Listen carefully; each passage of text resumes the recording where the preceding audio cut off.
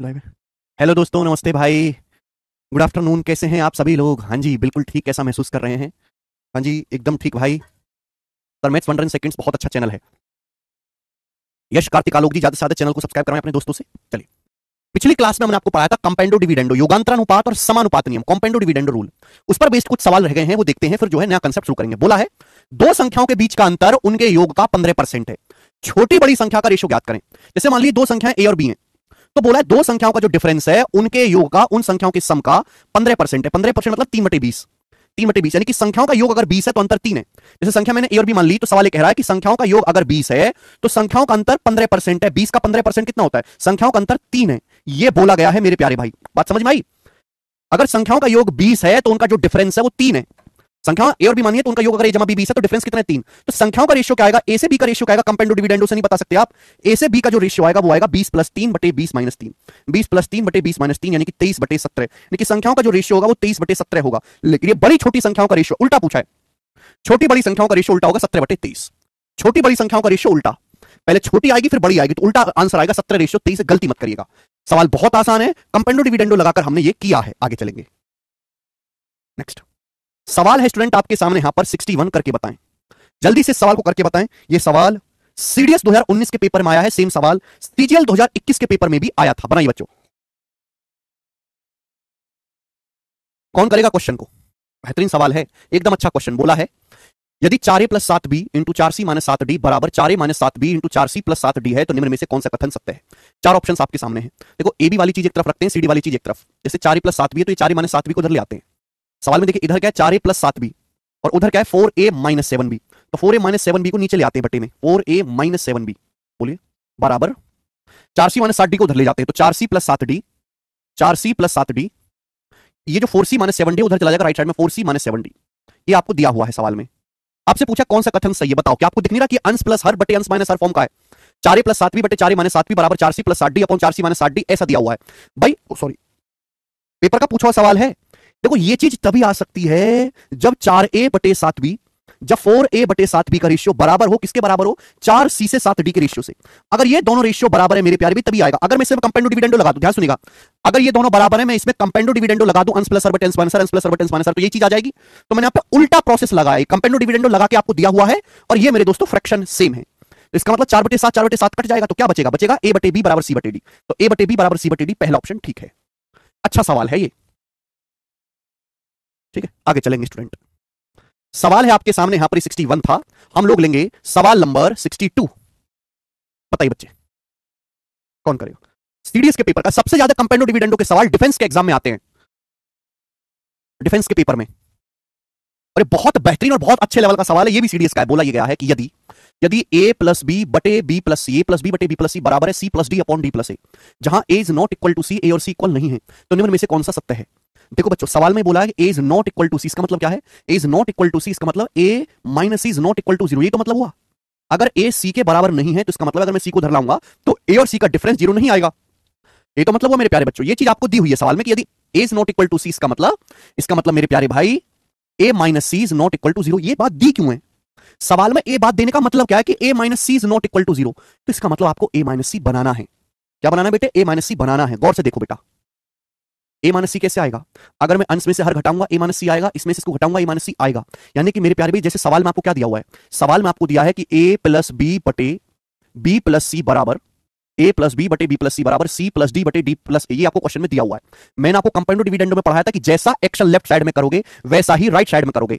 अब देखो, मैंने ऊपर नहीं छेड़ा, ऊपर छेड़ने का कोई फायदा नहीं, मैंने ऊपर एज इट इज रहने दिया भाई। यहां a प्लस बी है, यहां भी मैंने दोस्तों ऊपर एज इट इज रहने दिया सी प्लस डी। मैंने ऊपर कुछ नहीं छेड़ा, ऊपर कुछ नहीं छेड़ा, लेकिन नीचे मैंने अंश में से हर घटा दिया, नीचे मैंने अंश में से हर घटा दिया, यहां मैंने मेरे दोस्तों अंश में से हर घटा दिया। तो आप बताओ क्या होगा?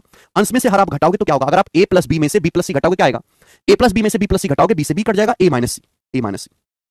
और जब आप यहां घटाओगे c प्लस डी में से d प्लस ए, तो d से d कट जाएगा c माइनस ए, c माइनस ए। ये बराबर होना चाहिए, ये बराबर होना चाहिए मेरे दोस्तों। बताओ, यही कंपाउंड डिविडेंडो का नियम कहता है कि जैसा एक्शन लेफ्ट साइड में वैसा ही राइट साइड में करो। आप बोलोगे हाँ जी सर बिल्कुल सही।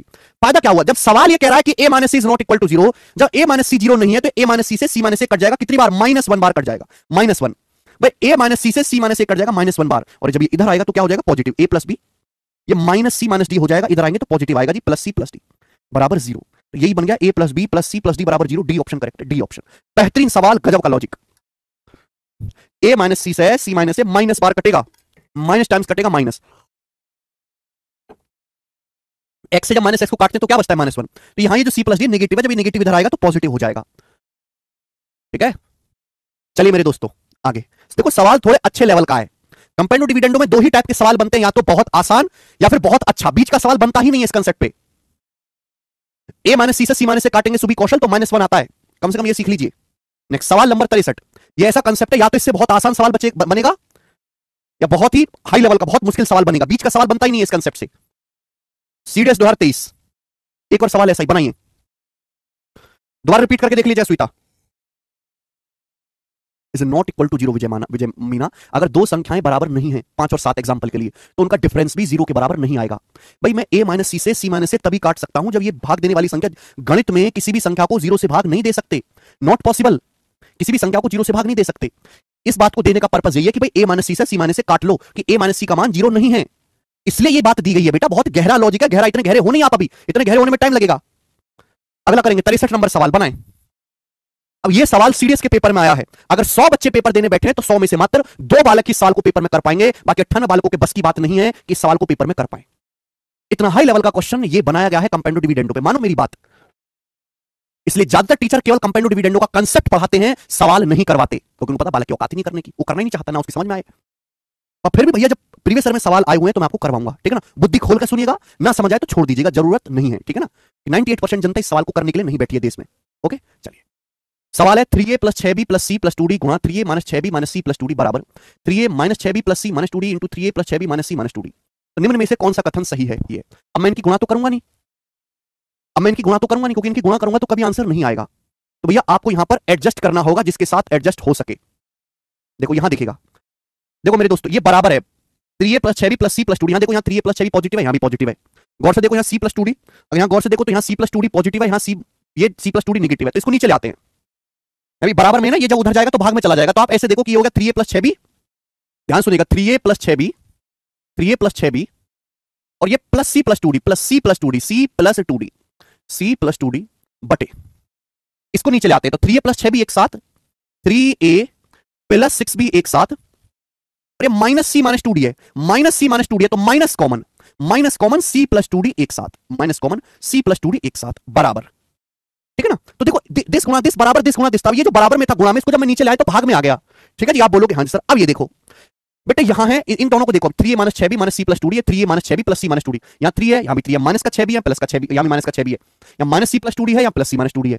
तो बेटे इसको ले जाते हैं उधर, इसको उधर ले जाते हैं, देखो क्या आएगा 3a माइनस 6b, ये जो चीज है इसको मैं ले जाता हूं राइट साइड में, देखो 3a minus 6b, 3a minus 6b एक साथ और plus C minus 2d, plus C minus 2d। आप बोलोगे हाँ जी सर एकदम सही कह रहे हैं, बटे ये जो चीज है उधर चली जाएगी राइट साइड में। जब इस चीज को राइट साइड में ले जाएंगे तो क्या होगा बेटे, जब इस चीज को राइट साइड में ले जाएंगे तो क्या होगा, तो 3a माइनस 6b तो है ही, 3a माइनस 6b तो है ही बच्चे। आप बोलोगे हाँ जी सर।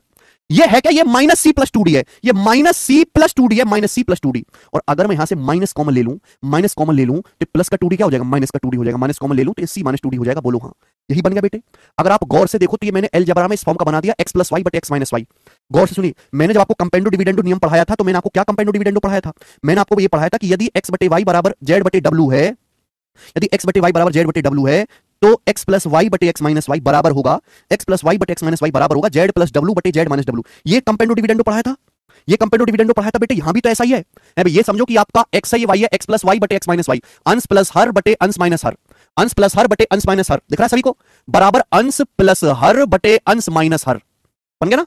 अगर आपको ये चीज दी हुई है तो मैं सीधा ये लिख सकता हूं, ये चीज आपको दी हुई है तो ये लिख सकता हूं, ये चीज दी हुई है तो मैं ये लिख सकता हूं। बोलिए, थोड़ा सा दिमाग लगाना होगा, बहुत कमजोर बालकों के लिए नहीं बनाया गया सवाल, कमजोर बालक करेगा नहीं इस चीज को, ठीक है ना। तो अंश प्लस हर बटे अंश माइनस हर बराबर अंश प्लस हर बटे अंश माइनस हर दिया हुआ, तो यहां से क्या हो जाएगा मेरे दोस्तों, x बटे जो रेशियो 3a प्लस 6b का है, 3a प्लस 6b से जो रेशियो c प्लस 2d का है, c प्लस 2d का वही रेशियो मेरे दोस्तों 3a माइनस 6b से, 3a माइनस 6b से c माइनस 2d का होगा। होना चाहिए कि नहीं होना चाहिए बताओ। अगर मैं इस चीज में कंपेरेटिव डिविडेंडो लगा दूं यही आ जाएगा, अगर मैं इस फ्रैक्शन में कंपेरेटिव डिविडेंडो लगा दूं यही आ जाएगा जो ऊपर लिखा हुआ है। आप बोलोगे मैंने उल्टा लिखा, बेटा इस चीज से मैंने ये वाली चीज लिखी है, इस चीज से मैंने ये वाली चीज लिखी है। आप बोलोगे हाँ जी सर एकदम ठीक कह रहे हैं, पर आप कहोगे सर सॉल्व तो अब भी नहीं हुआ। मान ली मैंने आपकी बात सॉल्व नहीं हुआ, तो बेटा यहाँ ए बी है, यहाँ सी डी है, तो ए बी को उधर लाते हैं, सी डी को उधर ले जाते हैं, ये ए बी वाली चीज को नीचे ले आते हैं, सी डी वाली चीज को ऊपर ले आते हैं। तो मैं ये नहीं लिख सकता यहाँ से 3a plus 6b, 3a plus 6b बटे 3a माइनस 6b बराबर, इस सी डी वाली चीज को उधर ऊपर ले जाते हैं, c प्लस 2d बटे c minus 2d। C plus 2d बटे सी माइनस 2d। बोलो आप, बनने की बात की नहीं, आप बोलोगे आंसर आप लिख सकते हैं, ऐसे लिख सकते हो। यहां से फिर से वही चीज लग जाएगी भाई, ये रेशियो बराबर कब होगा, मुझे दिखाई दे रहा है अंश प्लस हर बटे अंश माइनस हर बराबर अंश प्लस हर बटे अंश माइनस हर।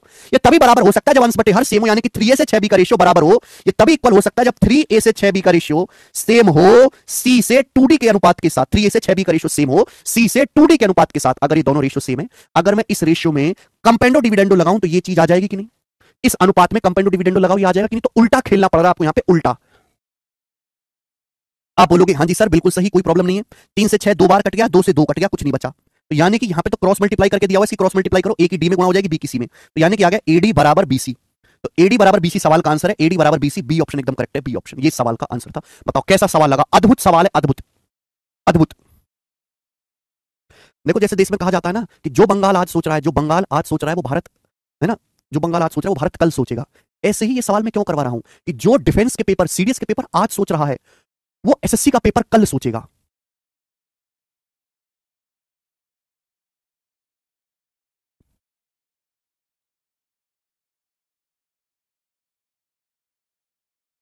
ठीक है, किसी बच्चे को समझ में नहीं आया तो छोड़ दीजिए बेटा, उसके दिमाग के लेवल से ऊपर की चीज है, वो उसको कतई ना करे, ठीक है ना। चलो मैंने जो आपको उसके लेवल के आसान सवाल पढ़ाए ना, देखो ये आसान है, ये आसान है, इनको कर ले बस। ये थोड़े मुश्किल है, इनको छोड़ दे। इससे या तो बहुत आसान सवाल बनता है या बहुत मुश्किल सवाल बनता है, ठीक है, बीच का कोई मतलब नहीं है इस कंसेप्ट में। आगे चलेंगे, अगला सवाल, सवाल नंबर है बेटे आपके सामने यहां पर 64 करेंगे। इस सवाल का क्या आंसर है, क्वेश्चन नंबर 64। ये भी बड़ा जबरदस्त सवाल है, इससे प्यारा सवाल क्या ही होगा, बनाए। ठीक है, 2020 के सीडीएस के पेपर में ये वाला सवाल आया था। ठीक है, चलिए दो क्वेश्चन आपको कराऊंगा।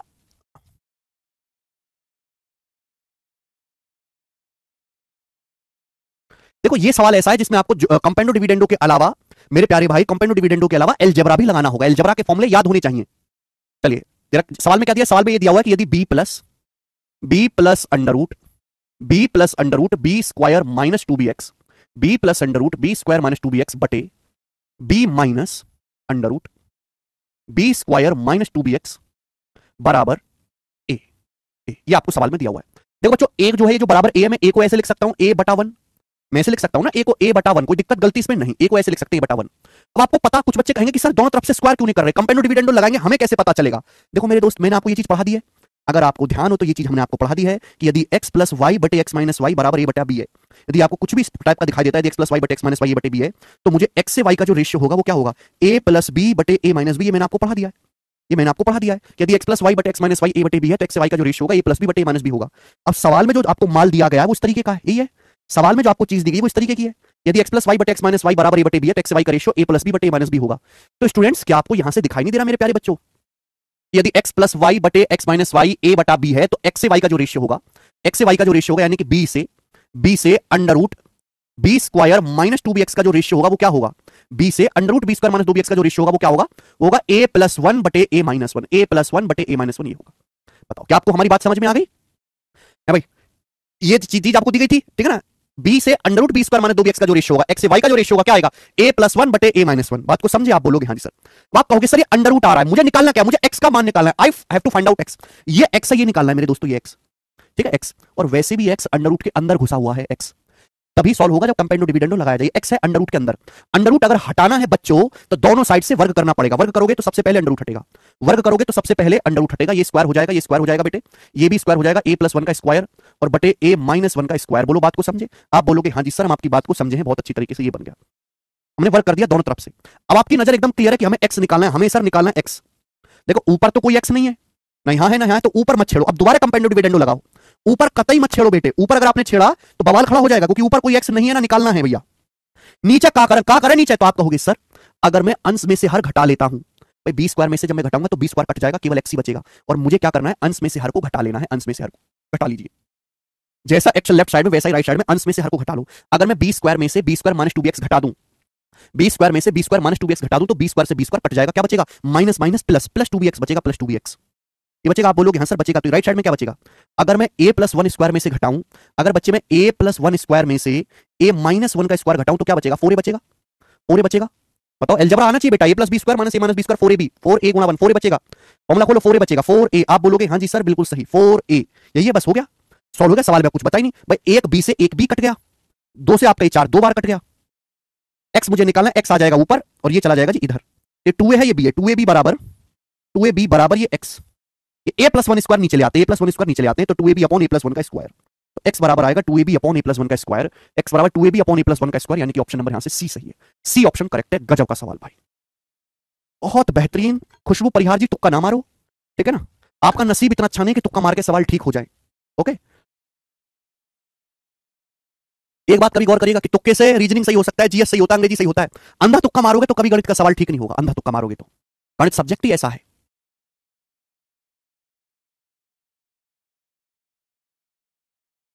नहीं नमन चौधरी, ऐसा नहीं है, ठीक है। अच्छा सवाल है, मेहनत करनी पड़ेगी ये सवाल में, तब जाके सवाल सॉल्व होगा, ठीक है ना। ये कंसेप्ट यहां पर लगाएगा, ये कंसेप्ट है। 1 2 3 3 स्टेप आपको लिखने पड़ेंगे, चौथे स्टेप में आंसर आएगा ना, कोई शॉर्ट ट्रिक पॉट नहीं, कुछ नहीं, यही करना है।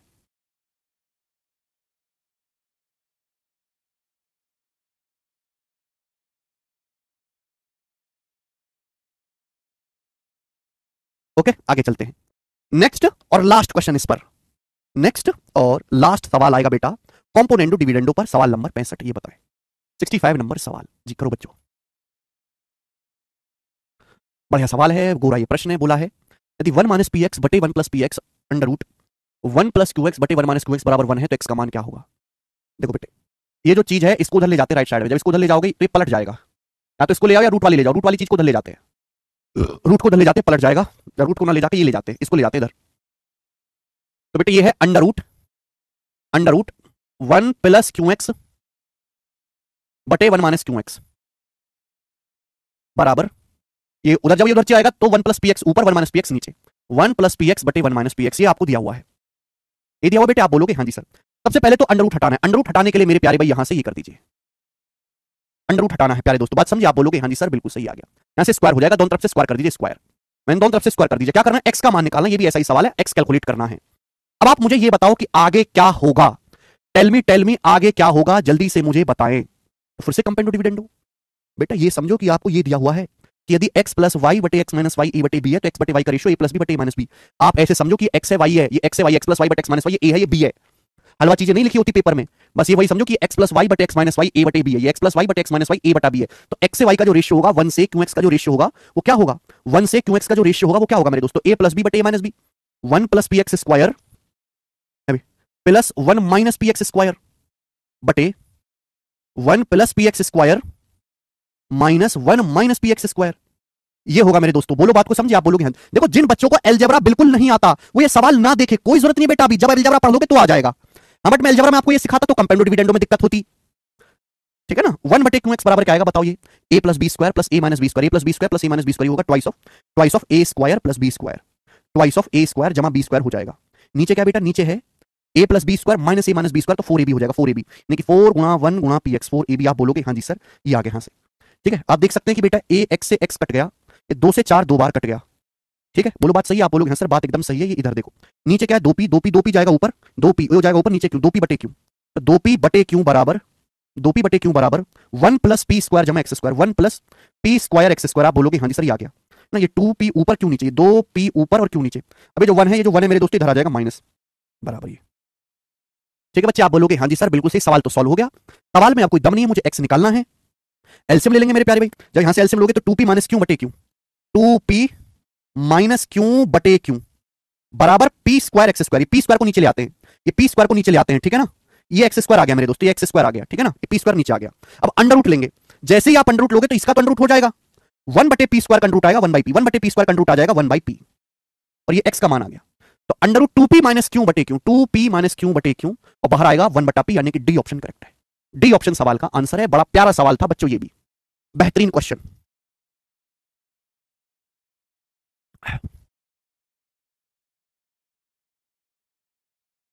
मुझे लगता है कि हर बच्चे को ये सवाल ये समझ में आया होगा। तो बेटे देखो ये जो चारों सवाल मैंने आपको कराए लास्ट में बहुत ही हाई लेवल के थे, ठीक है ना। बाकी के सवाल इजी थे, मॉडरेट सवाल इसमें बनता ही नहीं, या तो इजी बनेगा या डिफिकल्ट बनेगा, बीच में नहीं रुकेगा।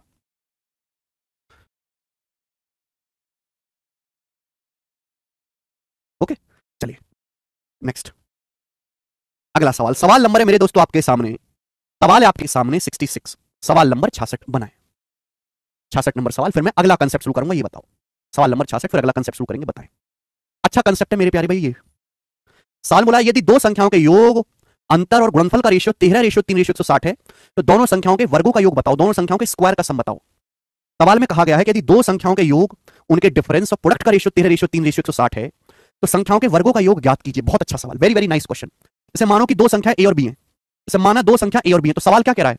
सवाल ये कह रहा है कि दो संख्याओं के योग, ए और बी के योग, उन दोनों संख्याओं के डिफरेंस और दोनों संख्याओं के प्रोडक्ट यानी कि गुणनफल ए गुणा बी, इनका जो रेशियो 13:3:160 है, 13:3:160 है, 160 है। ये सवाल में कहा गया कि दो संख्याओं ए और बी के योग, उनके डिफरेंस और उनके गुणनफल ए गुणा बी का रेशियो 13:3:160 है, संख्याओं के वर्गों का योग ज्ञात कीजिए। देखो बच्चों, केवल पहले दो रेशियो का इस्तेमाल करके क्या आप संख्याओं का अनुपात बता सकते हो? केवल पहले दो रेशियो का इस्तेमाल करके आप बताओ, दो संख्याओं का योग ए प्लस बी और ए माइनस बी का रेशियो 13:3 है, तो संख्याओं का रेशियो क्या होगा? संख्याओं का अनुपात क्या रहा होगा? जल्दी से बताओ। अगर दो संख्याओं का योग 13 है, डिफरेंस 3 है, तो संख्याओं का रेशियो क्या होगा? 13 + 3 / 13 - 3, ये हो जाएगा बेटे। अभी 16/10 यानी कि 8/5। संख्याओं का जो रेशियो होगा वो क्या रहा होगा? 8:5 रहा होगा। बताइए जल्दी से, बताओ। पहले दो रेशियो से पता लगा सकते हो, संख्याओं का योग 13 है, डिफरेंस 3 है, तो संख्या क्या होंगी? 8/5। संख्याओं का रेशियो क्या होगा मेरे दोस्तों? 8:5। 8/5 को जोड़ेंगे 13 आएगा और 8/5 को घटाएंगे 3 आएगा। संख्याओं का जो रेशियो होगा वो 8/5 रहा होगा। सवाल में पूछा है संख्याओं के वर्गों का योग, यानी कि क्वेश्चन सॉल्व करने के लिए मुझे संख्याएं पता करनी पड़ेंगी। अब देखो, मुझे संख्याओं का योग 160, संख्याओं का प्रोडक्ट 160 दे रखा है। देखो प्यारे भाई, जैसे संख्याओं का रेशियो 8/5 है, जब मैं रेशियो हटाता हूं तो एक वेरिएबल से गुणा हो जाती है। अब जैसे मैं जोड़ूंगा तो 8/5 13x आएगा, घटाऊंगा तो 3x आएगा, गुणा करूंगा तो 8x की 5x में तो 40x² आएगा, है ना। 1x तो कट जाता है, 1x तो कट जाता है, लेकिन प्रोडक्ट में 1x बचा रहेगा, है ना। और वही 40x 160 दे रखा है, x की वैल्यू 4 दे रखी है ना, क्योंकि प्रोडक्ट का मतलब है कि x की x में गुणा होगी, प्रोडक्ट में पावर 2 हो जाती है, जोड़ने में x की पावर 2 नहीं होती। अगर संख्याओं का रेशियो 8/5 है, जोड़ के 13 आएगा, घटा के 3 आएगा, लेकिन गुणा करके आएगा 40, 8 पंजे 40, लेकिन 40 की वैल्यू सवाल में 160 दी हुई है, 4 गुना 4 टाइम्स, तो संख्या भी 4 गुना होगी। एक संख्या होगी 8 चौक 32 और दूसरी संख्या होगी 5 चौक 20। संख्याएं 32 और 20 आ गई, ठीक है बेटे। आप बोलोगे हाँ सर, संख्या 32 और 20 आ गई। संख्याओं के वर्गों का योग क्या आएगा? 32 का वर्ग 1024 और 20 का वर्ग 400। अब 1024 में 400 जोड़ूंगा तो 1424 इस सवाल का आंसर हो जाएगा, बी ऑप्शन। सब बच्चे समझ गए? बिल्कुल नहीं अक्षय। हाँ, किसमें? आंसर की नहीं है तो बिना आंसर की।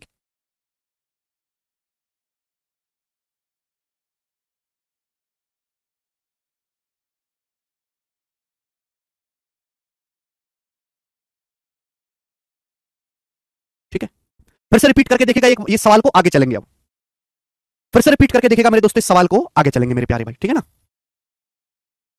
नेक्स्ट, अगला कंसेप्ट, अगला कंसेप्ट ध्यान से सुनिएगा। चलिए मेरे दोस्तों, हाँ जी स्टूडेंट, मैं आपको पढ़ा चुका हूं प्रपोर्शन, मैं आपको प्रपोर्शन पढ़ा चुका हूं, समानुपात, ठीक है ना। लेकिन प्रपोर्शन पे लैंग्वेज वाले सवाल, प्रपोर्शन पे अब लैंग्वेज वाले सवाल। अगला कंसेप्ट आपके सामने आएगा और इस कंसेप्ट में आपको बेटा 40 सवाल करवाऊंगा। इस कंसेप्ट पे 40 सवाल। आप कहोगे सर इतने क्यों करवाओगे? बहुत बहुत ज्यादा इंपॉर्टेंट है। मैं आपको प्रपोर्शन पढ़ा चुका हूं। प्रपोर्शन मतलब समानुपात। प्रपोर्शन का मतलब क्या होता है? ये प्रपोर्शन होता है मेरे प्यारे भाई। ये जो साइन है इसको प्रपोर्शन बोलते हैं, इस साइन को बोलते हैं प्रपोर्शन। अगर मैंने 2 बार रेशियो का साइन लगा दिया मेरे प्यारे भाई, इसका मतलब ये है, अगर प्रपोर्शन का साइन लगा हुआ है तो हिंदी में इसको कहते हैं समानुपात। हिंदी में इसको समानुपात कहते हैं। मतलब ये कि जो पहली दो संख्याओं का रेशियो है, जो पहली दो संख्याओं का रेशियो वही बाद की दो संख्याओं का रेशियो है, जो पहली दो संख्याओं का रेशियो है वही बाद की दो संख्याओं का रेशियो है। और मैं ये भी कह सकता हूं कि पहली और चौथी संख्या की जो गुणा होगी वही बीच की दो संख्याओं की गुणा होगी। जो बाहर वालों की गुणा होगी ए गुणा डी, वही अंदर वालों की गुणा होगी बी गुणा सी। तो मेरे दोस्तों, अगर सवाल में बोला जाता है चार संख्याएं समानुपात में, चार संख्याएं एबीसीडी समानुपात में, तो ये पहला पद है, ये दूसरा पद है, ये तीसरा पद है, ये चौथा पद है। चार संख्याएं एबीसीडी प्रोपोर्शन में है तो फर्स्ट टर्म है, ये सेकंड टर्म है, ये थर्ड टर्म है, ये फोर्थ टर्म है। अगर चार नंबर एबीसीडी प्रोपोर्शन या समानुपात में है तो फर्स्ट टर्म है, ये सेकंड टर्म है, थर्ड टर्म है, फोर्थ टर्म है। ये मैं आपको पढ़ा चुका हूं ऑलरेडी, ये हो चुका है। लेकिन लैंग्वेज बेस्ड सवाल अब होंगे जिनमें लैंग्वेज इस्तेमाल होगी।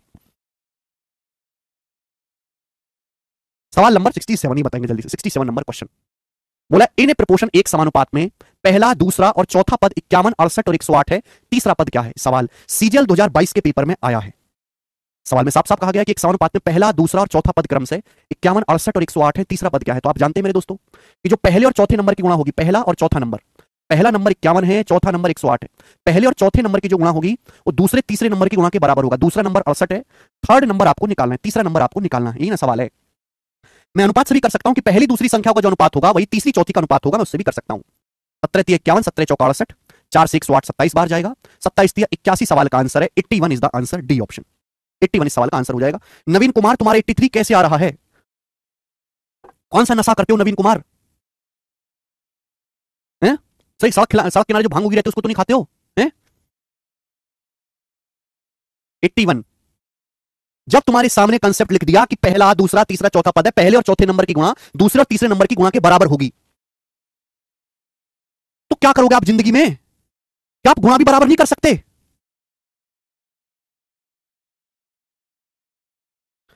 हद होती है किसी चीज की। एक और सवाल आपके सामने, सवाल नंबर 68 बताओ, 68 नंबर क्वेश्चन, सवाल नंबर 68। क्या नहीं समझ में आया श्वेता? अगर किसी बालक को सवाल समझ नहीं आया तो तैयारी करना छोड़ दे, उसकी तैयारी करने का कोई फायदा नहीं है, और कटोरा लेकर हाथ पे चौराहे पे खड़ा हो जाए। किसी अनुपात में पहले और चौथे पद की गुणा दूसरे तीसरे पद का गुणन, पहले चौथे पद का गुणनफल 70 है, दूसरे तीसरे पद का गुणनफल 3.5 वाई है, वाई के मान की गणना करें। तुम लोग इतने बेशरम, इतने कूड़ा धरती पर बोझो, तुमको पढ़ने की सलाह किसने दे दी? इतनी सी बात नहीं आ रही कि प्रपोर्शन समानुपात का मतलब है जो पहली दो संख्याओं का रेशियो बाद की दो संख्याओं का रेशियो है। अगर चार संख्याएं एबीसीडी समानुपात में हैं तो ए को पहला पद, बी को दूसरा पद, सी को तीसरा पद, डी को चौथा पद कहते हैं। पहले और चौथे नंबर की गुणा दूसरे और तीसरे नंबर की गुणा के बराबर होगी। सवाल साफ साफ कह रहा है कि किसी समानुपात में, किसी प्रपोर्शन में पहले चौथे पद का गुणनफल 70 है, दूसरे तीसरे का प्रोडक्ट 3.5 वाई है, वाई का मान बताओ बराबर होना चाहिए। पहले चौथे नंबर की गुणा दूसरे तीसरे नंबर की गुणा बराबर होनी चाहिए, यानी कि 3.5 वाई ही 70 है, तो वाई का मान क्या आएगा? 20 आएगा। 70 को 3.5 से भाग दीजिएगा, 20 आएगा। 20 ही सवाल का आंसर है। और वाकई में बुरा मानो चाहे भला मानो, पर सच्चाई यही है कि जो बालक इस सवाल को एक बार में नहीं समझ सकता वो जीवन में कुछ नहीं कर सकता। पढ़ाई की फील्ड में बेशक और फील्ड में वो पढ़ाई वालों को पीछे छोड़ दे, लेकिन पढ़ाई की फील्ड में नहीं कर पाएगा वो कुछ। ये स्टाम्प पेपर पे लिखवा लो मुझे, 20 आंसर है। नेक्स्ट,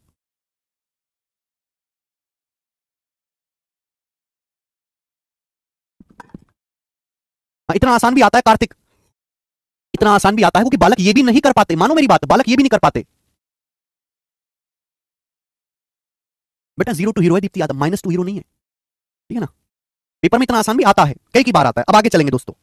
नेक्स्ट, अगला कंसेप्ट, ध्यान सुनिएगा सभी लोग, ध्यान से सुनिएगा। आप लोगों ने जरूर देखा होगा पेपर में सवाल आता है फोर्थ प्रोपोर्शनल निकालने के लिए, मीन प्रोपोर्शनल निकालने के लिए, थर्ड प्रोपोर्शनल निकालने के लिए। देखा है आप लोगों ने क्वेश्चन देखा है कि पेपर में फोर्थ प्रोपोर्शनल चतुर्थ समानुपाती, मीन प्रोपोर्शनल मध्य समानुपाती, थर्ड प्रोपोर्शनल तृतीय समानुपाती निकालने का सवाल आता है। देखा है आप लोगों ने? मॉक टेस्ट में है, प्री में है, आता है, ठीक है। देखो वैसे तो बच्चे केवल फॉर्मूला याद कर लेते हैं, पर मैं आपको फॉर्मूला के साथ साथ डेफिनेशन भी समझाऊंगा। फॉर्मूला के साथ साथ मैं आपको डेफिनेशन भी याद करवाऊंगा। ध्यान से सुनिएगा। सब लोग अपनी कॉपी में हेडिंग डालेंगे फोर्थ प्रोपोर्शनल, फोर्थ प्रोपोर्शनल, सब लोग अपनी कॉपी में हेडिंग डालेंगे fourth proportional, fourth proportional. Hindi में क्या कहते हैं बेटा? हिंदी में कहते हैं इसको चतुर्थ समानुपाती। हिंदी में इसका नाम है चतुर्थ समानुपाती, चतुर्थ समानुपाती, फोर्थ प्रोपोर्शनल। हिंदी में इसका नाम है चतुर्थ समानुपाती, ठीक है भैया? चलिए, फोर्थ प्रोपोर्शनल चतुर्थ समानुपाती क्या होता है? फोर्थ प्रोपोर्शनल चतुर्थ समानुपाती बेटा आपको ना तीन संख्याएं दे देगा, आपको तीन संख्याएं दे देगा ए, बी और सी, और आपसे पूछेगा कि इन तीनों संख्याओं का फोर्थ प्रोपोर्शनल क्या है।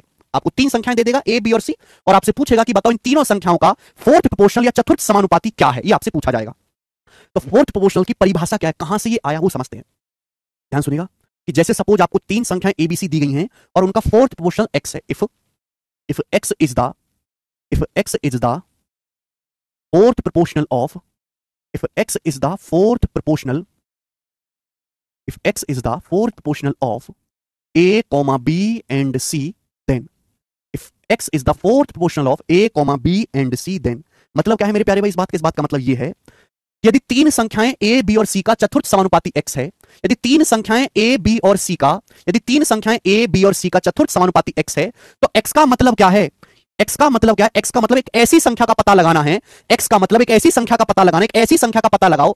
अगर आपको तीन संख्याएं एबीसी दी हुई हैं और आपसे उनका फोर्थ प्रोपोर्शनल यानी कि चतुर्थ समानुपाती निकालने के लिए कहा जाए, तो फोर्थ प्रोपोर्शनल का मतलब एक ऐसी संख्या का पता लगाइए, एक ऐसी संख्या का पता लगाओ जो ए से बी के रेशियो को, जो ए से बी के अनुपात को समानुपात में बना दे इसके सी के रेशियो को एक्स के साथ। और यही जो एक्स है मेरे प्यारे, यही होता है फोर्थ प्रोपोर्शनल। ये फोर्थ प्रोपोर्शनल की परिभाषा है। बच्चे फॉर्मूला तो याद कर लेते हैं, परिभाषा नहीं समझते। परिभाषा क्या है? अगर आपको तीन संख्याएं एबीसी दी हुई हैं तो फोर्थ प्रोपोर्शनल का मतलब यह है कि एक ऐसी संख्या का पता लगाओ, एबीसी का फोर्थ प्रोपोर्शनल माना एक्स, एक ऐसी संख्या है जो, एक ऐसी संख्या एक्स जो ए से बी के अनुपात को सेम प्रोपोर्शन में बना दे सी के रेशियो को एक्स के साथ, और इसी एक्स को एबीसी का फोर्थ प्रोपोर्शनल कहा जाएगा। तो पहले परिभाषा आई है, यहां से फॉर्मूला आएगा मेरे प्यारे भाई, ठीक है? सभी को कांसेप्ट क्लियर हुआ? तो पहले परिभाषा याद करो, बाद में फॉर्मूला रटना। बच्चे उल्टा करते हैं, केवल फॉर्मूला रट लेते हैं, ठीक है भाई? तो एबीसी का फोर्थ प्रोपोर्शनल माना एक्स है, तो एक्स का मतलब एक ऐसी संख्या का पता लगाने से है, एक ऐसी संख्या ज्ञात कीजिए जो ए से बी के रेशियो को बराबर बना दे सी के रेशियो को एक्स के साथ, तो इसी एक्स को एबीसी का फोर्थ प्रोपोर्शनल कहा जाता है। तो मेरे दोस्तों पहले और चौथे नंबर की जो गुणा है वो क्या होगी मेरे प्यारे भाई? वो दूसरे और तीसरे नंबर की गुणा के बराबर होगी, यानी कि ए गुणा एक्स बराबर जो आएगा भाई साहब वो क्या आएगा? बी गुणा सी आएगा। यहां से एक्स का मान क्या आएगा? यहां से एक्स का मान आ जाएगा बीसी बटा ए। ये फॉर्मूला हो गया। ये फोर्थ पोर्शन निकालने का फॉर्मूला होगा, लेकिन फॉर्मूला बाद में आया है, पहले परिभाषा आई है, मेरी डेफिनेशन आई है मेरे प्यारे बच्चे। बात क्लियर है? आप बोलोगे हाँ सर बात क्लियर है। यानी कि अगर 3 संख्याएं एबीसी आपको दी हुई हैं तो उनका फोर्थ प्रोपोर्शनल जो होगा वो बीसी बटा ए होगा। 3 संख्याएं अगर आपको एबीसी दी गई हैं तो उनका जो फोर्थ प्रोपोर्शनल होगा वो बीसी बटा ए होगा, बीसी बटा ए। बात समझ में आई? अगर 3 संख्या एबीसी है तो जो उनका फोर्थ प्रोपोर्शनल होगा वो बीसी बटा ए होगा। ठीक है अंकित तिवारी, समझ में आई बात? आप बोलोगे हाँ जी सर समझ में आई, ये तो बहुत आसान बात थी, आगे चलेंगे। नेक्स्ट कंसेप्ट सब लोग अपनी कॉपी में हेडिंग डालेंगे, मीन प्रोपोर्शनल। अगला concept mean proportional. Mean proportional Hindi में इसको कहते हैं मध्य अनुपाती, मध्यानुपाती या मध्य समानुपाती भी कहते हैं, एक ही बात है। मध्यानुपाती बोलो या मध्य समानुपाती बोलो, एक ही बात है मेरे प्यारे भाई, ध्यान सुनिएगा। चलिए मीन प्रोपोर्शनल क्या होता है बच्चों? आपको 2 ही संख्या दी जाएंगी, 3 नहीं दी जाएंगी, आपको 2 ही संख्या दी जाएंगी ए और बी।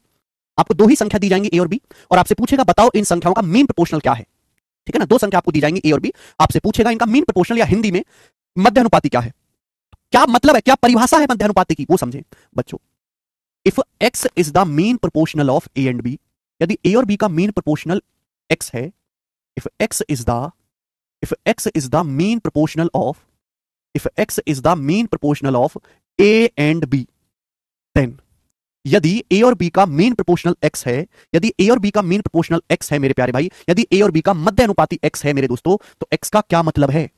यदि a और b का मीन प्रोपोर्शनल x है तो x का मीनिंग क्या है? तो x का मीनिंग ये है, x की परिभाषा ये है कि एक ऐसी संख्या का पता लगाइए, एक ऐसी संख्या ज्ञात कीजिए जो a से x के रेशियो को समानुपात में बना दे, सेम प्रोपोर्शन में बना दे x के रेशियो को b के साथ, कंसेप्ट क्लियर हुआ? ये परिभाषा है बेटा, यही है परिभाषा।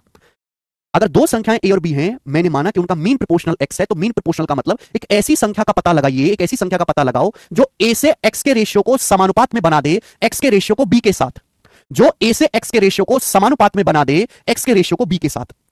क्लियर है? और x को क्या कहा जाता है? x को मीन प्रोपोर्शनल कहा जाता है। आप बोलोगे जी बिल्कुल सही। तो पहले परिभाषा फिर फॉर्मूला पैदा होगा। ठीक है, तो मेरे प्यारे भाई यहां से अंदर वालों की जो गुणा है क्या हो जाएगी? x गुणा x स्क्वायर बराबर क्या होगा मेरे दोस्तों? तो x स्क्वायर बराबर हो जाएगा, बाहर वालों की गुणा क्या आएगा बेटा? a गुणा b, यानी कि x स्क्वायर बराबर ab है तो x का मतलब क्या आएगा? Under root ab। यानी कि 2 संख्याएं बच्चों अगर a और b हैं तो उनका जो मीन प्रोपोर्शनल होता है वो रूट ab होता है। अगर 2 संख्याएं a और b हैं तो उनका जो मीन प्रोपोर्शनल होगा वो कैसे निकालेंगे? Root ab। रूट ab तो जस्ट फॉर्मूला है, डेफिनेशन ये है, लाइन समझ में आए बच्चे? अगर 2 संख्याएं आपको a b दी हैं तो उनका जो मीन प्रोपोर्शनल होगा मध्य अनुपाती, वो कैसे निकालेंगे? रूट ab करके। ठीक है, तो फोर्थ प्रोपोर्शनल समझा दिया, मीन प्रोपोर्शनल समझा दिया, परिभाषा सहित बता रहा हूं। चलेगा, एग्जांपल नहीं ले रहे क्योंकि सवाल में आपको 40 करवाने वाला हूं। जब 40 सवाल मैं आपको कराऊंगा जिसमें आसान मुश्किल सब होगा तो एग्जांपल की जरूरत नहीं है भाई। ठीक है ना, टाइम खराब नहीं करेंगे। आखिरी लिखेंगे कंसेप्ट अपनी कॉपी में, थर्ड प्रोपोर्शनल। आखिरी कंसेप्ट लिखेंगे अपनी कॉपी में, थर्ड प्रोपोर्शनल। ठीक है, थर्ड प्रोपोर्शनल हिंदी में कहते हैं मेरे प्यारे से तृतीय समानुपाती। हिंदी वाला नाम भी ध्यान रखना है क्योंकि जैसे कुछ पेपर ऐसे होते हैं जो हिंदी में ही आते हैं तो बेटा उनमें याद रखना है। थर्ड प्रोपोर्शनल, तृतीय समानुपाती। ठीक है ना, ध्यान से सुनिएगा मेरे प्यारे भाई। आपको बेटा 2 संख्याएं दी जाएंगी ए और बी, और आपसे पूछेगा कि ए और बी का थर्ड प्रोपोर्शनल क्या है। 2 ही संख्याएं दी जाएंगी आपको और आपसे पूछेगा कि ए और बी का थर्ड प्रोपोर्शनल क्या है। तो मेरे प्यारे भाई, if x is the third proportional of A and B, सब लोग अपनी कॉपी में नोट्स बनाते रहें, उतारते रहें। कोई बालक ये मान के चला कि बहुत आसान है, मेरे को याद रहने वाली है जिंदगी भर, ऐसा नहीं है। शॉर्ट में बेशक सही, लेकिन कॉपी में उतार लो, और अपने हाथ से उतारे हुए नोट से ज्यादा बेहतर कुछ भी नहीं है। अब मार्केट से कितने भी नोट्स खरीद लाओ, कितनी भी पीडीएफ सेव कर लो, कोई बराबरी नहीं कर सकता अपने हाथ से बनाए गए गंदे नोट्स की। अपने हाथ से 10 रुपए की कॉपी पर बनाए हुए नोट्स मार्केट की 500 रुपए की किताब से ज्यादा बढ़िया है। अपने हाथ से सड़ी हुई राइटिंग में बनाए गए नोट्स जो है एक फैंसी पीडीएफ से ज्यादा बढ़िया है, फैंसी पीडीएफ से। यही बेसिक है नैनोलॉजी जो मैं आपको पढ़ा रहा हूं, यही है बेसिक। ठीक है ना, if x is the third proportional of A and B. अब देखो परिभाषाएं अजीब सी हैं। If x is the third proportional of A and B, then यदि a और b का तृतीय समानुपाती x है, मन भदौरिया जी हिंदी में बोल तो रहा हूं, आप लिख लीजिए। यदि a और b का तृतीय समानुपाती x है, यदि a और b का तृतीय समानुपाती x है, यदि a और b का तृतीय समानुपाती x है, तो x का मतलब क्या है? यदि a और b का तृतीय समानुपाती x है, यदि a और b का तृतीय समानुपाती x है, तो x का मतलब एक ऐसी संख्या का पता लगाना है। यदि a और b का तृतीय समानुपाती x है तो एक ऐसी संख्या का पता लगाना है, एक ऐसी संख्या ज्ञात करनी है जो a से b के रेशियो को समान प्रोपोर्शन में बना दे b के रेशियो को x के साथ। बात क्लियर हुई? सभी को बात क्लियर हुई? यदि a और b का तृतीय समानुपाती x है, यदि a और b का थर्ड प्रोपोर्शनल x है, तो x का मतलब एक ऐसी संख्या का पता लगाना है जो a से b के रेशियो को समानुपात में बना दे b के रेशियो को x के साथ। आप बोलोगे हाँ जी सर बिल्कुल सही, कोई परेशानी नहीं है। अगर ऐसा है तो x को a और b का थर्ड प्रोपोर्शनल कहा जाता है। तो पहले और आखिरी नंबर की जो गुणा होगी a गुणा x किसके बराबर होगी दोस्तों ना, बीच के दोनों नंबर की गुणा के बराबर होगी b गुणा b स्क्वायर। तो ax बराबर b स्क्वायर आ गया, यहां से x का मान कितना आ गया, यहां से x का मान आ गया b स्क्वायर बटा a, x का मान b स्क्वायर बटा a। This is the concept, यानी कि a और b का जो थर्ड प्रोपोर्शनल होता है b स्क्वायर बटा a होता है। a और b का जो थर्ड प्रोपोर्शनल होता है b स्क्वायर बटा a होता है।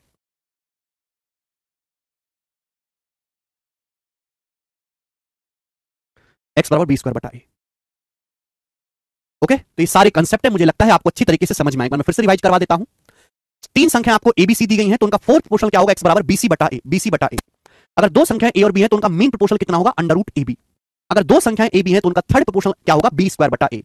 पहले ए है बाद में बी है, बी स्क्वायर बटा ए। अब हम इस पर बेस्ड सवाल करेंगे, मैंने आपको कंसेप्ट समझा दिया, अब इन पर बेस्ड सवाल करेंगे। सबसे पहले करेंगे थर्ड प्रोपोर्शनल वाले सवाल। सबसे पहले थर्ड प्रोपोर्शनल वाले सवाल करेंगे बेटा। बताओ सवाल नंबर 69 करेंगे बच्चे, एसएससी सीपीओ 2023 के पेपर का। बोला 23 और 31 का तृतीय अनुपाती ज्ञात करें। 23 और 31 का, ये समझिए कि जैसे ए है ये बी है, ए और बी का तृतीय समानुपाती ज्ञात करें, तृतीय अनुपाती ज्ञात करें। अभी समझाया। ए और बी का थर्ड प्रोपोर्शनल क्या होता है, बी स्क्वायर बटा ए। देखो जो पहले संख्या बोली है उसको ए कहेंगे, जो बाद में बोला है उसको बी कहेंगे, आगे पीछे मत करना। बी स्क्वायर बटा ए यानी कि 31 का स्क्वायर बटे 23। अब 31 का स्क्वायर है 961, 961 बटे 23 आ जाएगा, डी ऑप्शन आंसर है, 961 बटा 23, डी ऑप्शन आंसर है। आगे है ना, तो केवल मेरे दोस्तों आपको फॉर्मुला लगाना है, उत्तर निकाल लेना है। ये करेंगे सिलेक्शन पोस्ट 10 के पेपर का। मैं मानता हूं बहुत आसान है, पेपर में बहुत आसान चीजें आती हैं। बालक ना इतना दुष्ट है, वो केवल आसान ही पढ़ के एग्जाम निकालना चाहता है। मैं मानता हूं कि पेपर में ज्यादातर जो है 80% आसान चीज ही पूछी जाती है, लेकिन ये बात भी आप मानिए कि वो 80% आसान चीज पेपर में करके आप एग्जाम नहीं निकाल सकते। एग्जाम तो वही बच्चा निकालेगा जो आसान चीज समय से पहले कर ले और मुश्किल सवालों को भी उड़ा के आए पेपर में। मैंने आपको कंपेरेटिव डिविडेंडो पढ़ाया, सब बालक बौखला गए, सबके प्राण निकल गए, सबकी आत्मा कांप गई। ये मुश्किल चीज थी। अब ये आसान सवाल है, इसमें सब शेर बन के दिखाएंगे। बेटा इसमें केवल आप शेर नहीं हो, इसमें तो अगर गाय भैंस को भी पढ़ा जाए तो भैंस भी शेर बन के दिखाएगी सवाल में। इस सवाल से आपका सिलेक्शन डिसाइड नहीं होता, क्योंकि ये सवाल पेपर में आता बहुत ज्यादा है और आप गलत ना कराओ इसलिए पढ़ाया जा रहा है। बेटा ये नौकरी तो उसी चीज से लगेगी जो मैंने कंपेरेटिव डिविडेंडो वाली मुश्किल पढ़ाई थी आपको, उसे हर बालक नहीं करेगा। समझ में आया? सिलेक्शन पोस्ट 10 के पेपर का सवाल जल्दी से करेंगे भाई। द थर्ड प्रोपोर्शन ऑफ 7 सही 1/5 और 11। ए और बी का थर्ड प्रोपोर्शनल क्या होता है, बी स्क्वायर बटा ए, बी स्क्वायर बटा ए। तो भाई 11 का स्क्वायर 121 बटा ए, ए का मतलब 7 से 1/5 होता है, 5 7 35, 36/5, ये 36/5 हो जाएगा। 5 ऊपर जाएगा तो 121 पंजे 605, 605 बटे 36 बन गया, 605 बटे 36। ठीक है भैया, तो कितनी बार जाएगा बेटे, 36 एकम 36 बचेगा 24, 245, 36 छिक्का 216, 36 सत्ते कितना बन जाएगा, 210 और 36 246 है, 15 बार जाएगा, 36 छिक्का बार जाएगा 216। ठीक है भैया, तो 16 आएगा मेरे दोस्तों, 16 समथिंग आंसर आएगा। ठीक है ना, बात समझे मेरे प्यारे बच्चों। 605 को 36 से भाग देंगे तो 36 एकम 36 बचेगा 24, 36 छिक्का 216 तो 29 बच जाएगा, 16 सही 29 बटे 36 आंसर है। ए ऑप्शन 16 सही 29 बटा 36। कम से कम भाग तो ठीक से कर लीजिए भाई, वो भी नहीं कर पा रहे तो क्या करोगे तुम जिंदगी में। आप यूनिट डिजिट भी मैच कर सकते हो, आप यहां से यूनिट डिजिट भी मैच कर सकते हैं। आगे चलेंगे, बताओ दशमलव में बहुत आता है आजकल, दशमलव में बहुत आता है, करेंगे। सवाल में बोला है 0.25 और 0.45 का थर्ड प्रोपोर्शनल ज्ञात कीजिए। ए और बी का थर्ड प्रोपोर्शनल क्या है, बी स्क्वायर बटा ए, बी स्क्वायर मतलब 0.45 का स्क्वायर। तो 0.45 का स्क्वायर क्या है, 0.45 का स्क्वायर है 0.45 गुणा 0.45 बटा ए यानी कि बटे 0.25, ये आएगा मेरे दोस्तों। ये मुझे कैलकुलेशन करनी है, मैं कर लूंगा, मुझे कोई बुराई नहीं है, लेकिन जब मैं ऑप्शन को देखूंगा 45 में 9 आ रहा है, 45 में 9 आ रहा है, नीचे तो 9 है नहीं, यानी कि आंसर 9 से कटने वाला होगा, ये उत्तर है। आंसर 9 से कटने वाला होगा, ये उत्तर है, बात समाप्त। आगे क्यों करें हम, ठीक है। अदरवाइज आप जानते तो हैं मेरे दोस्तों, अभी ये 5 नाम 45 से 5 बच्चे 25 से 5 नाम 45, ठीक है ना, 9 की 0.09 में गुणा करेंगे तो 0.81 आंसर आ जाएगा। आगे सवाल है बेटे आपके सामने, यहाँ पर 71 था, हम लोग लेंगे 72 नंबर सवाल। ही बताएं सेटसल 2023 प्री का सवाल। देखो भैया मैं ऐसे नहीं कहता कि केवल बैच की क्लास देख लो बस, उसके बाद शांति से कुछ मत करो, केवल मॉक टेस्ट लगाना, कोई आपको प्रीवियस ईयर की मोटी मोटी किताबें सॉल्व नहीं करनी। आप खुद ही ऑब्जर्व करो, जैसे मैंने शीट तैयार करी, हम पढ़ा रहे हैं थर्ड प्रोपोर्शनल। थर्ड प्रोपोर्शनल में सबसे पहले मैंने नॉर्मल इंटीजर वाला सवाल लिया, फिर मैंने फ्रैक्शन वाला क्वेश्चन लिया, फिर मैंने दशमलव वाला सवाल लिया, फिर मैंने अंडर रूट वाला सवाल लिया, यानी कि मैंने हर एक चीज को कवर कर दिया, हर एक चीज को कवर कर दिया। इसलिए इसका नाम हमने जीरो टू हीरो रखा है। जो भी चीज होगी, चाहे वो आसान हो, चाहे वो मुश्किल हो, चाहे वो डिफिकल्ट हो, चाहे मॉडरेट हो, सब कुछ होगा कवर, सब कुछ, बिना ये परवाह किए कि हमारे देश की जनता क्या कह रही है। ठीक है, मुझे पता बालक लीचड़ हैं, नहीं कर सकते, लेकिन मैं उनकी वजह से उन बच्चों का नुकसान नहीं कर सकता जो मेहनती हैं, जिनको बस थोड़ा सा धक्का देने की जरूरत है, वो आगे निकल जाएंगे पार। सबसे पहले तो वही बालक आते हैं ना लिस्ट में जो मेहनती हैं, जिनको बस थोड़ा सा पुश करने की जरूरत है, उनकी नौकरी कंफर्म है। उसके बाद वो कचरा भीड़ काउंट होती है, जिस पर खूब मेहनत की जरूरत है। 2√3 और 6√5 का थर्ड प्रोपोर्शनल क्या है, ए और बी का थर्ड प्रोपोर्शनल क्या होगा, बी स्क्वायर बटा ए, बी स्क्वायर बटा ए। बताओ इसका स्क्वायर क्या आएगा, 6√5 का स्क्वायर बेटे, 6 का स्क्वायर 36, √5 का स्क्वायर 5 बटा ए का मतलब 2√3। आप बोलोगे हाँ जी सर, अब 2 से 36 तो आपका 18 बार कट जाएगा। ठीक है, तो आप कहोगे सर ये तो नीचे तो अंडर रूट है नहीं, देखो ऊपर नीचे अगर मैं अंडर रूट 3 से गुणा कर दूं तो √3 गुणा √3 कितना आएगा, 3 आएगा, और 3 से 18 6 बार चला जाएगा, तो 6 पंजे 30√3 आएगा। आंसर कितना आएगा? 30√3 आएगा। 30√3। आप बोलोगे हाँ जी सर, सवाल में कोई दम नहीं था, ऊपर नीचे रूट से गुणा करनी थी हटाने के लिए। आगे सवाल है 73 बनाए, क्वेश्चन नंबर 73 बनाए बेटा। बोला यदि 9 और 42 का थर्ड प्रोपोर्शनल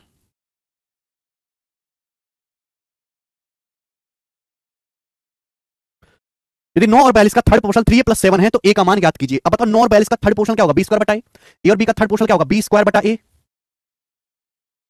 ये बराबर क्या बोला है सवाल में? 3a+7 बोला है।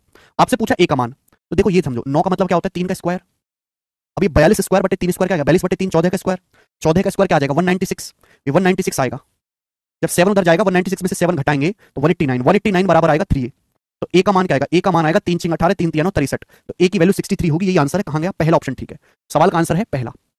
आप बोलोगे सर आपने बिल्कुल ठीक बताया है, हमें इसमें कोई बुराई नजर नहीं आई है सवाल में। सवाल हम लेंगे यहां से 74। ये बताओ, बेहतरीन क्वेश्चन बच्चा। How to found A B. बेटा ए बी सवाल में दिया होगा, जो पहले लिखा है वो ए है, जो बाद में लिखा है वो बी है। ठीक है ना? करें।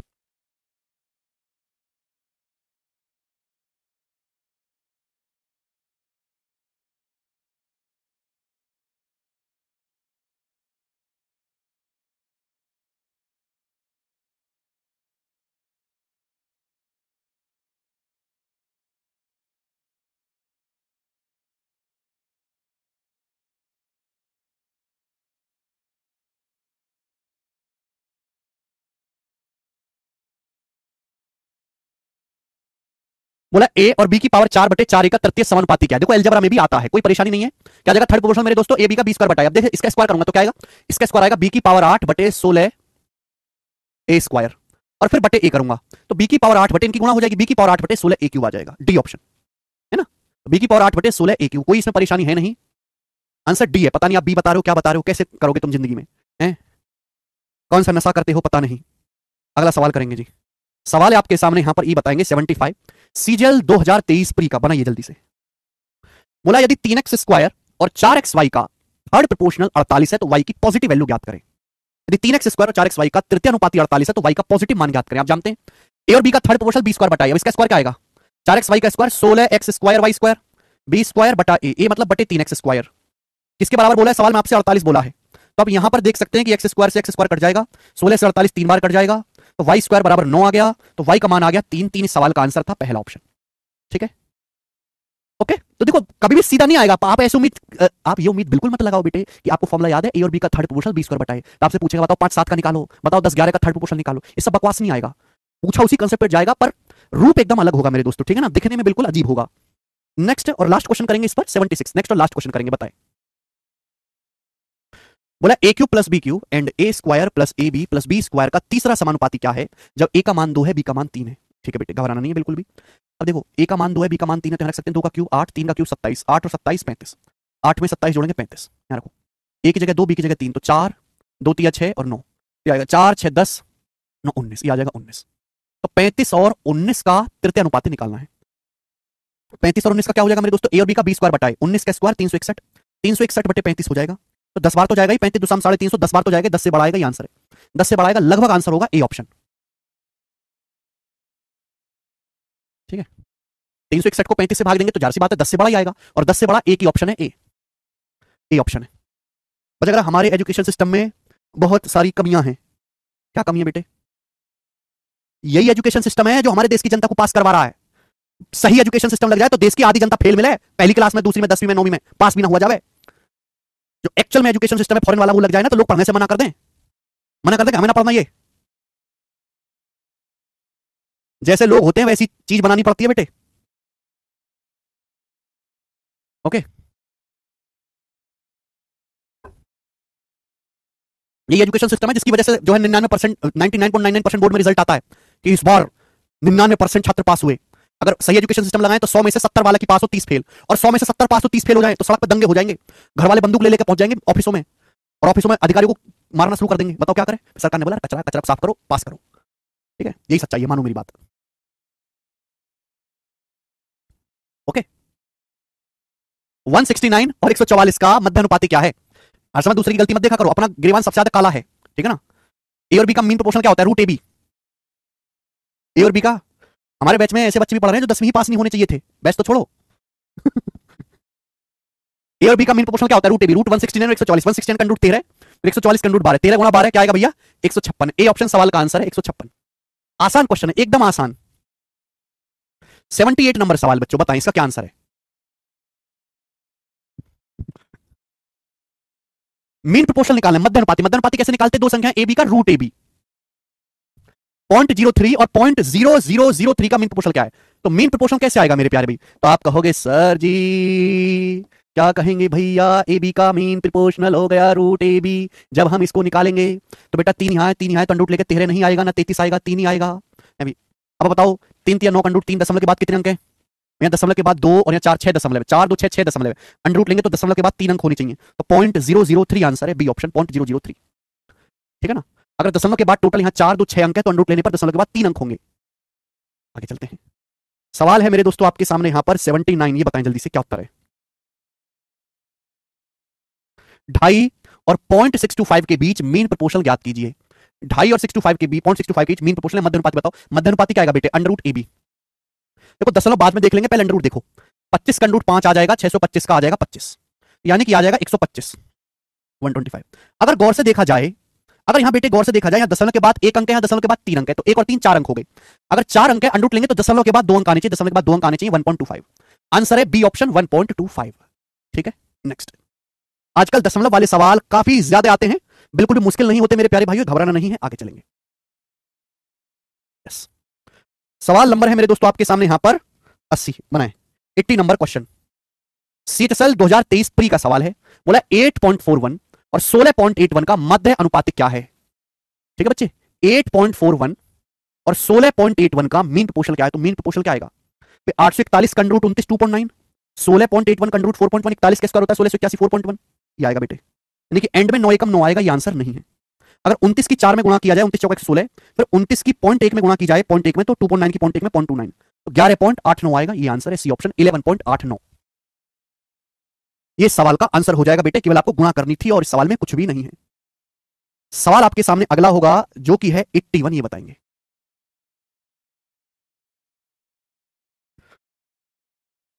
पंद्रह प्लस अंडर रूट 200 और 27 माइनस अंडर रूट 648 के बीच मेन प्रोपोर्शनल क्या है? देखो ऐसे ना ढेरों सवाल पेपर में आ रखे हैं, ढेरों ऐसे।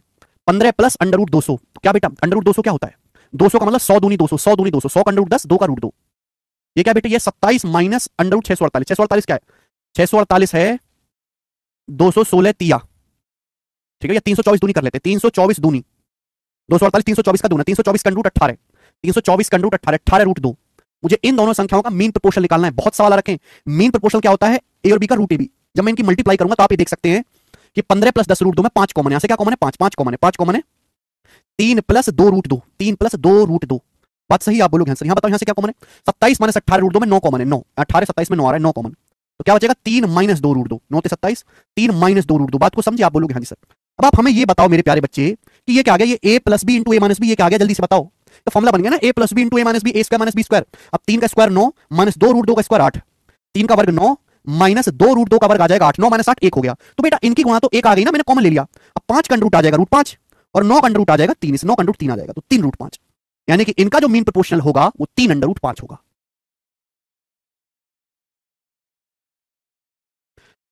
ठीक है, इसी के साथ बच्चे आज की क्लास को करते हैं समाप्त। मैंने आपको कंसेप्ट सारे बता दिए हैं, आगे के सवालों को इसी कंसेप्ट से करने की कोशिश करिएगा। ठीक है ना? फॉर्मूले आपको याद है, आगे के सवाल करके देखिएगा। आज इतना ही।